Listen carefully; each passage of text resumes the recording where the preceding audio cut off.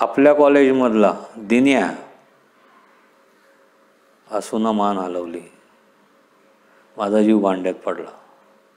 हो, आसूचं प्रमोशन पक्क. कारण बाकी काही नसलं तर तो प्रेम विसरणारा माणूस नाही. अजूनही तो तिच्याच प्रेमात असणार आहे.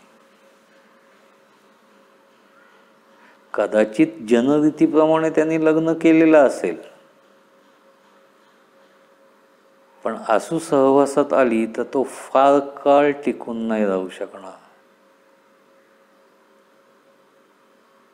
आणि आत्ता या कंपनीत एकंदर परिस्थिती बघता कितीही कामगार कपात केली तर तो आसूला नाही काढू शकणार. कारण त्याच्या हिशोबाने तो तिच्या आशूवर अन्याय करेल.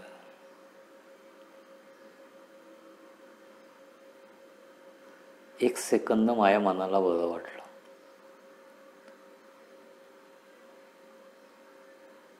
हे जर असं चालत राहिलं तर या 8x8ची दगडी झोपडी टाकून कुठंतरी निदान 1-2 रूमची खोल्या किंवा एखादा फ्लॅट भाड्याने घेता येईल किंवा कंपनीकडनं क्वार्टर मिळवता येईल, मोठी कंपनी असेल तर. या दृष्टीनं माझे डोळे लाकाकले आणि तेवढ्यात विकास आला.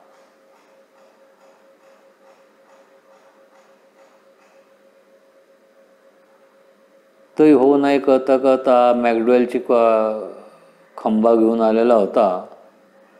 म्हणून माझी डोळे चकाकले की आहा, कमीत कमी आज तरी पोटभर दारू प्यायला मिळेल. कल किसने देखा कल का कल देखेंगे. पण आम्ही बसलो.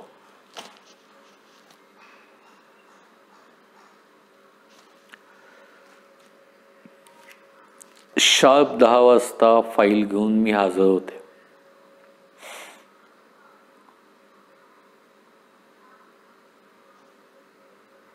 मिस्टर दिनेश आलेले नाहीत असं याच्यावरनं कळल्यावर, शिपायांना सांगितल्यावर मी एकदा घड्याळाकडं बघितलं आणि वळला. तेवढ्यात मागून दिनेश आला, सॉरी फॉर 2 मिनिट्स लेट. पार्किंगमध्ये गाडी लावल्यानंतर तुमच्या मजल्याचा अंदाज येईना पटकन. चुकून 1 मजला वर गेलो, त्यामुळे जिना उतरून खालती यावं लागलं. पहिल्यांदाच म्हणजे दुसऱ्यांदाच येतोय ना या ऑफिसला, त्यामुळं. So come in. म्हणजे या 7व्या आणि 8व्या दोन्ही मजल्यांवर तुमची ऑफिसेस आहेत. आणि हे सेकंड ऑफिस 7व्या मजल्यावरचं मला आत्ता तुम्ही मॅनेजरचं दिलेलं आहे. ओके, ठीक आहे. मी 8व्या मजल्यावर पहिले गेल्यामुळं मला 2 मिनटं उतरायला उशीर झाला. नेहमीच्या सवयीप्रमाणे मी 9:45 आलेलो होतो.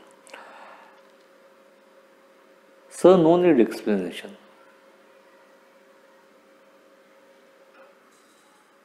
मॅडम, तुम्हाला असं का वाटतं मी तुम्हाला एक्सप्लेनेशन देतोय? मी स्वतःला एक्सप्लेन करतोय. 1 मिनिटाचंही लेट मी स्वतःबाबत नाही. मी जर माझ्या नियम पाळले तर बाकीच्यांना नियम पाळायला लावणार ठरणं मला आवडेल. Yes sir. दिनेश खुर्चीत बसल्यानंतर मी त्याच्यासमोर अवघडून उभे राहिलेले होते. खरं तर इतकं एम्बॅरेसिंग होत होतं ना की राजीनामा टाकून पळून जावं असं वाटत होतं. पण आपण गेलो तर आपणच नाही तर आपल्याबरोबर अजून एक जीव आहे ज्याच्यावर आपण कॉलेजमध्ये का होईना कधी काळी निस्सीम प्रेम केलं आहे, तोही उपाशी मरेल. म्हणून मान खालती घालून अधोवधन उभे राहिले होते.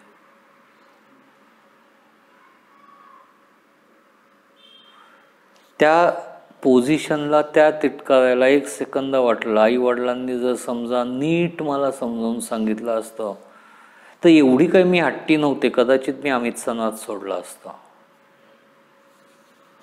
ज्याप्रमाणे अमित दारू पिताना नेहमी बडबडतो की तू माझ्या आयुष्यात आली आणि तू हो म्हणलीस आणि माझं वाटोळं झालं. त्यानंतर मला माझं असं स्वतःचं काही राहिलंच नाही आणि मी हारत गेलो. दिनेश एकटक तिच्याकडं पाहत होता. 15 वर्षानंतर अस्मिता आहे तशीच दिसत होती. ना तिचा डौल बदलला होता, ना तिचा रुबाब बदलला होता. बोलण्याची स्टाईलही तशीच राहिली होती, परखड. एकदम लक्षात आल्यानंतर पटकन मीच म्हणलो, बसा ना मॅडम, ऑफिस तुमचंच आहे, मी गेस्ट आहे.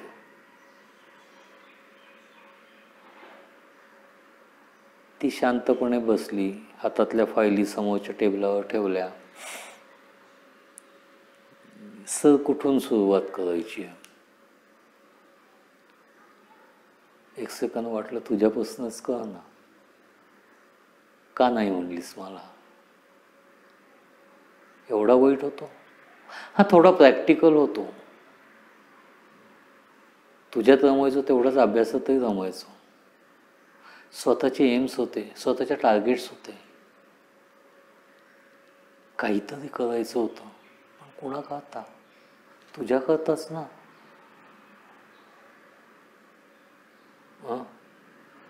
हां, बोला मॅडम, काय म्हणत होता तुम्ही?